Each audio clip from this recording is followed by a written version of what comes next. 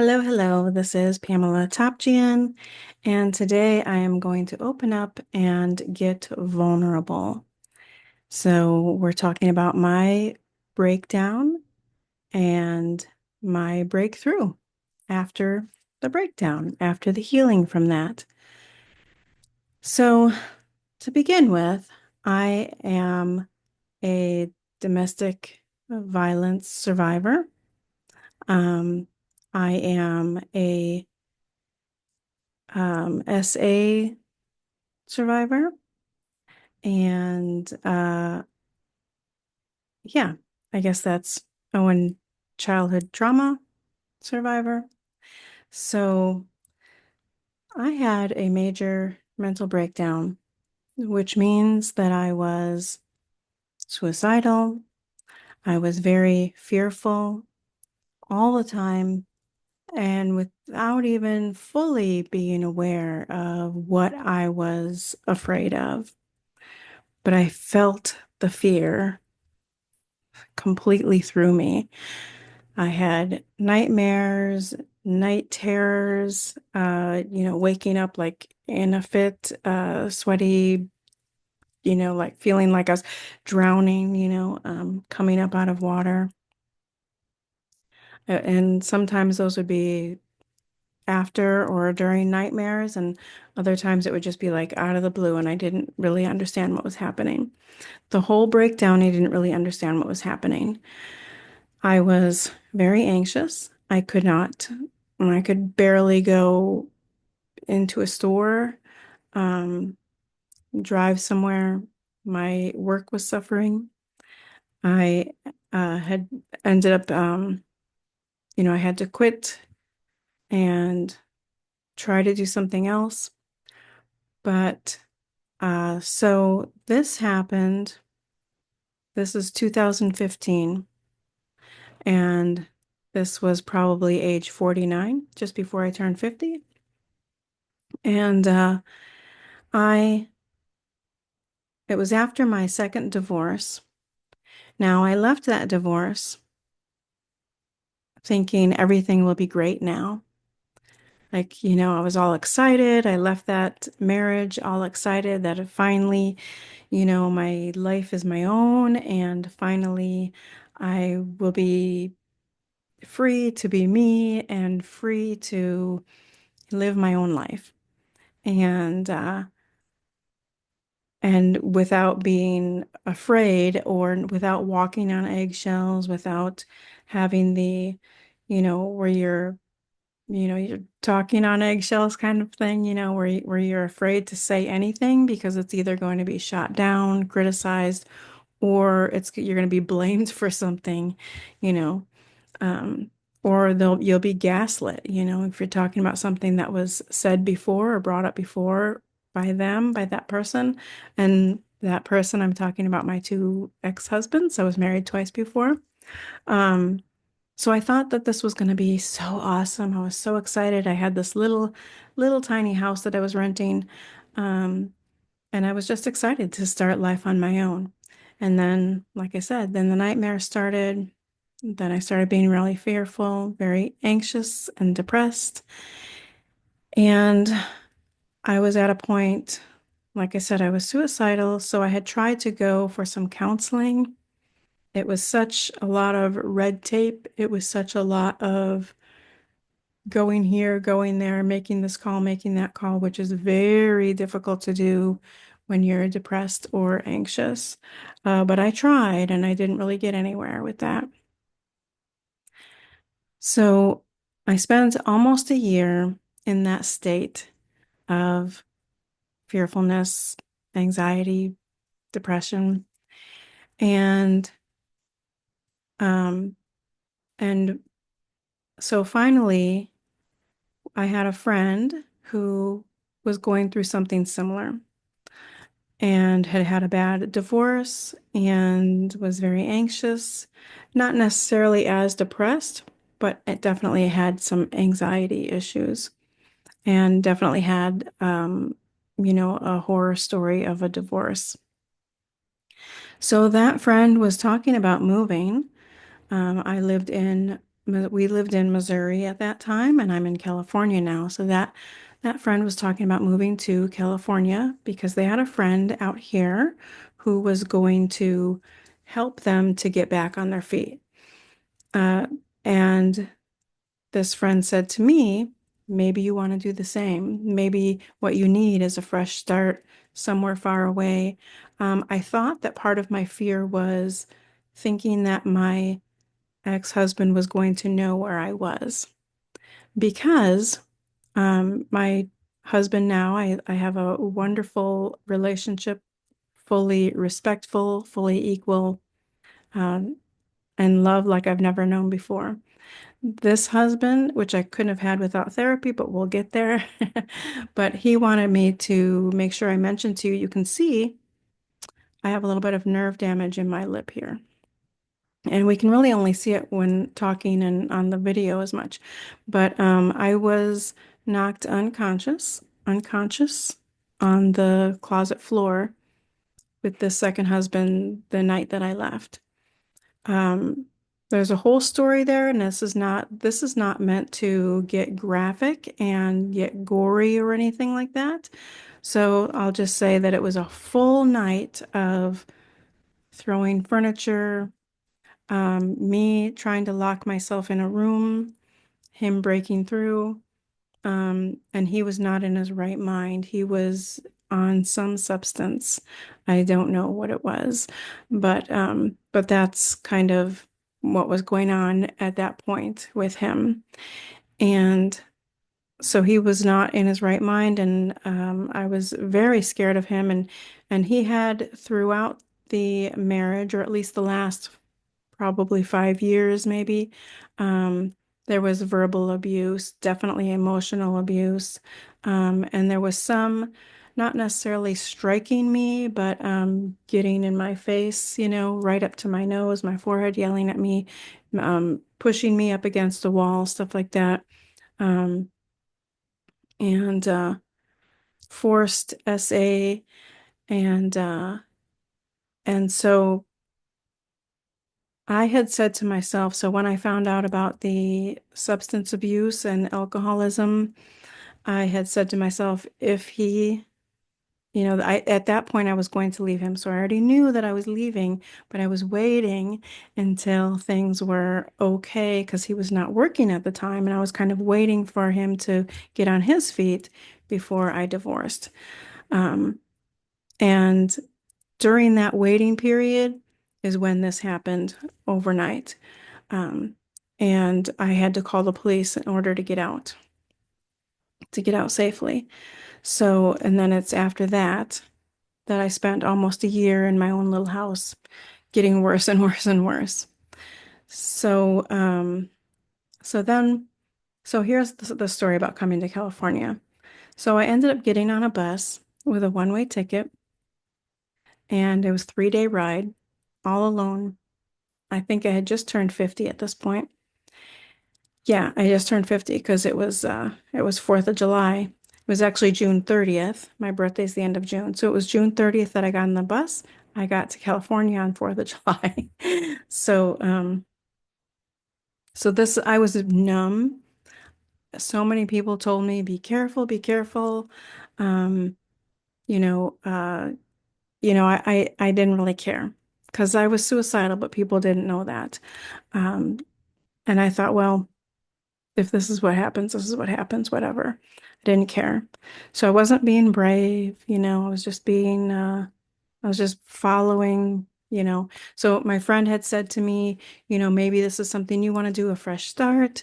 And so I told my landlord that I might be moving before the lease was up and that I was considering leaving the state. And I just wanted to give them a heads up. I didn't want to leave, just leave. So they said, oh, well, we were considering selling the house anyway. Can you be out in 2 weeks? I was like, well, I'll try. And that was really kind of like my push more so than the friend. I mean, I would have never considered moving to California other than that friend saying that to me. So so that was that. But the landlord saying, "Can you be out in 2 weeks?" is what really was the fast, kind of what made me do it right away. So I looked into it, and I found a job that was a live-in job for somebody that worked out of their home. They had a business, and it wasn't really what it was presented as. And it ended up being a dangerous situation with somebody trying to take care of somebody in a vulnerable state. And it only took me 3 weeks to end up getting out of there. But let's back up. So I give everything away. I sell some stuff. I get on the bus. My friend is still in Missouri, and it's been eight, 8.5 years. Um, so they didn't end up coming, which is fine. So I sold everything. I got on a bus with a one-way ticket. 'Cause I sold my car too. And then so when I got here, oh, let me just give you a funny little bus story that I've told on some podcasts before. So I'm on this bus. The first day, I'm just so numb. I'm just so like I'm just trying to get through this. Um, it's not really the best place for somebody who's anxious and depressed. And the first person, I sit up by the driver, thinking that's going to be a good place. I'm like one or two rows back, maybe. It's a full bus, it's a Greyhound bus. And so the first person that comes sit next to me is somebody that looks like a person that's unhoused, they're unkempt, and just kind of disheveled and that sits next to me, starts jabbering away. I'm not in a talkative mood, but I don't want to be mean. Why? I don't know. I don't want to be mean. I'm just like, I'm just kind of like giving them acknowledgement, but I'm not really engaging in conversation. So at some point, this person spills their water bottle on me, and it's just before we get to a rest stop, thank goodness. So he spills his water bottle. It's like on my seat, and the whole seat is drenched. I'm wearing jeans, and the back of my jeans were soaked. And this is the point that I realized this was not water in the water bottle. So it reeked of alcohol. People say you can't smell vodka, but I believe you can. I believe you can.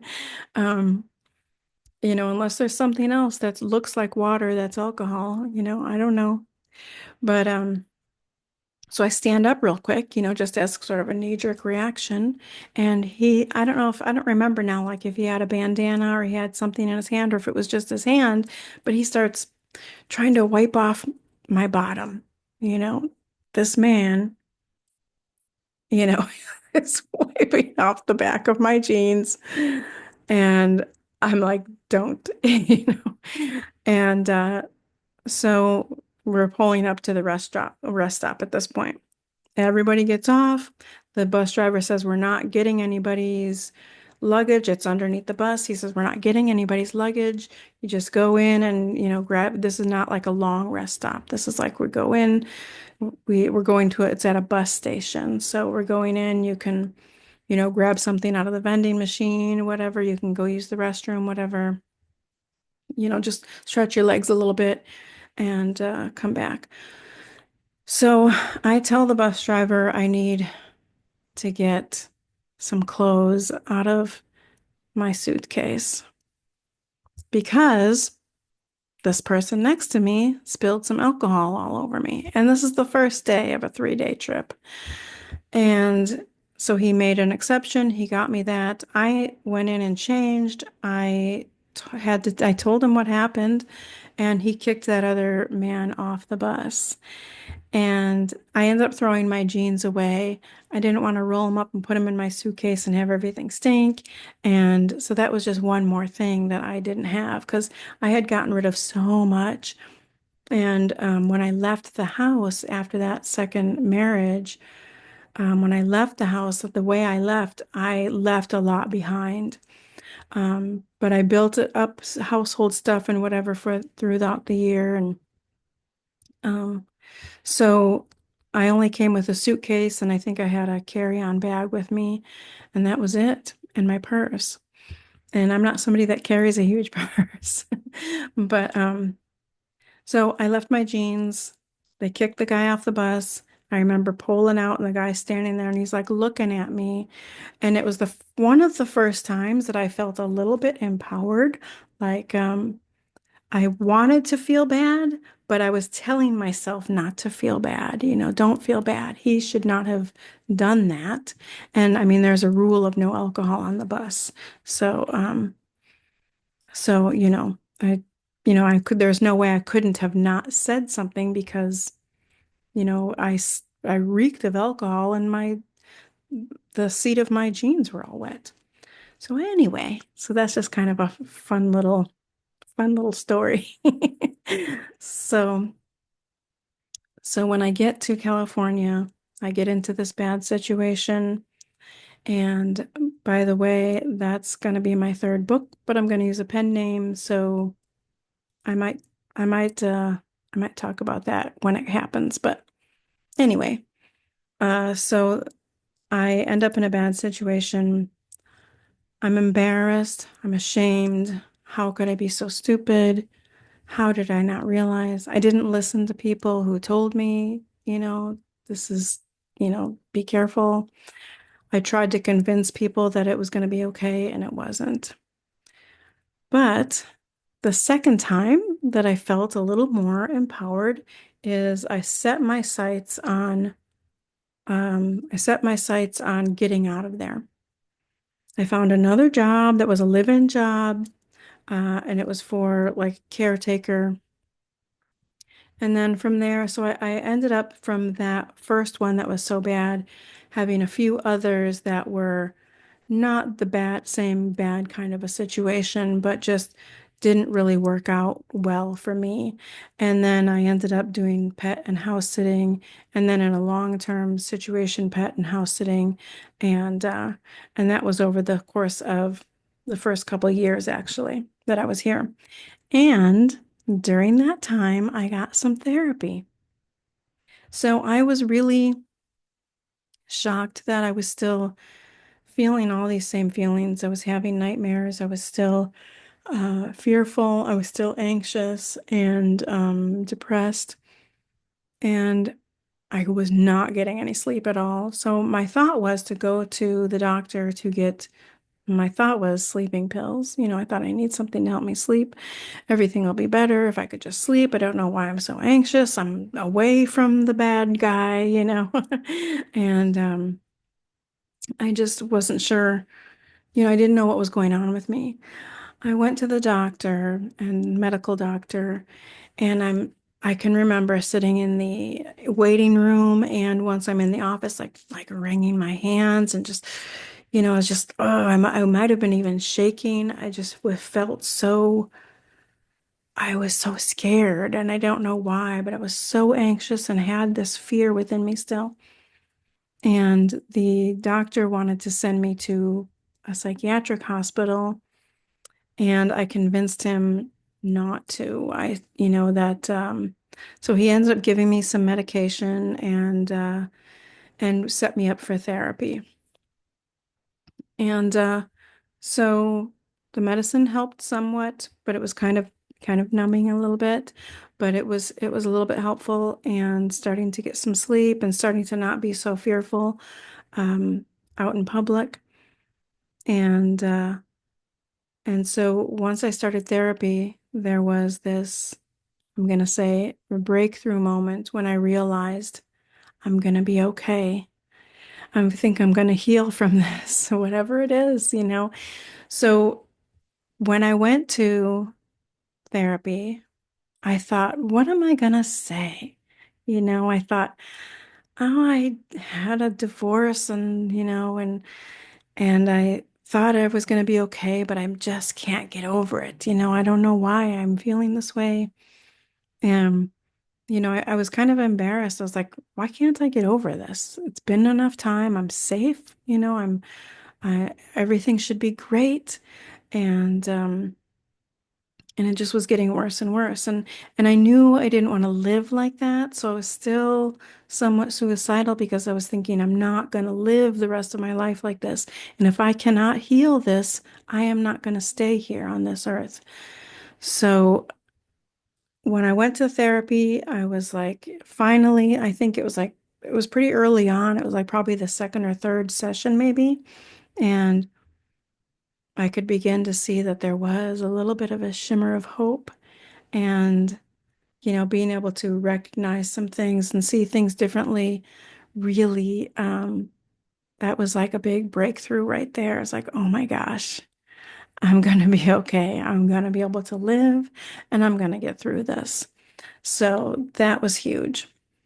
And, but what I found out that is really important is I had a bunch of childhood trauma that I knew, of course, there's not things that I didn't know about, so it's nothing like that, but I didn't realize it was childhood trauma. So I didn't have a father for most of my childhood. I had a father, but he was not in the picture at all. And he didn't help my mother, who I also had two other sisters. And so in the 70s, she was trying to raise three girls on her own without the physical help or the financial help. So he was not in the picture, didn't help in any way at all. And so we were, I'm the youngest. So my sisters were teenagers. So they kind of went off with their friends, did what they were supposed to, what they wanted to do. They had jobs off and on. I was the youngest and I was alone a lot. And I was kind of out gallivanting, whatever, in unsafe areas and which got me in trouble sometimes. And I had my oldest sister then ended up passing away in a car accident at age 18, just before my 14th birthday. And so, we moved a lot. I was always the new kid. I was hungry a lot. I often didn't have even, I didn't have food most of the time. I didn't have the clothes, even like new clothes. I mean, it sounds like something silly, but I mean, to not have, you know, clothes for school was a little bit, was hard to deal with it and being the new kid. And and so you never could really make friends. It's before the internet. And I do have some friends that I've had for a long time, but not too many. But so then, so I ended up being a teen mother. During my teens, I was date raped a couple times. And all of this is, like I said, this is not meant to be a graphic telling here, but it's all in my book. So I'll just give my book a little plug here. This is the first book that I wrote. It's I Didn't Come This Far to Only Come This Far. It's on Kindle and Amazon. I'll put the links below, I guess I can do that. Um, but I started writing. I started writing the book while I was in therapy, and I was writing it as a journal. I was writing it just to sort of connect the dots, to understand my life and how I got to where I was at that point. Like, how did this happen? How did I get to this point where I had this major breakdown? It was also for almost like, in case the suicidal thoughts won, and it would be sort of there for my family and my children to know what happened, Um, how did this happen? Because I didn't talk to people much, people, I mean, not about things real serious or anything. And so I kind of wanted a record. First of all, it was for me as I was writing it to connect the dots and put the puzzle together and figure it out. But also it was for my family members and my children. as they became adults, which they were adults by this time, they're adults. But so so I started writing it that way, and I was also then, while I was in therapy, I was also reading memoirs of other women who have made it out of really tough situations and went on to do, to love their life or to do great things in life and stuff like that. And it helped me to know that it was possible. And that was really helpful as well. So when I could relate to some of the feelings and some of the things that people were going through and realizing that they were now, on a healing journey, to know that it inspired me, that made me want to publish my book, to know that my book might be just what somebody needs to keep going, to inspire them to know that it can get better at whatever age, because I was already 50. And so that's what made me want to publish it. Um, so yeah, so then once I went through therapy, I was in therapy about a year. I'm a nurse. I'm not a nurse anymore. It was very, uh, it was very difficult, very much, a lot of burnout. There's a whole behind the scenes kind of corruption that goes on. Speaking only for myself out there, don't get mad at me, nurses. I'm only talking about my experience in nursing, a lot of unethical practices and stuff. And so I wrote another book, Behind the Mask, Gloves, and Scrubs, One Nurse's Journey, also on Kindle and Amazon. And the link will be in the description below. But I had to go back to nursing from these house sitting and pet sitting and caretaking jobs that I was doing. I had to go back to nursing just to be a little more independent and make some real money to help my financial situation. And and I knew that I didn't really want to do it, but I knew I had to, even if it was just, in the beginning until I decided what I was going to do.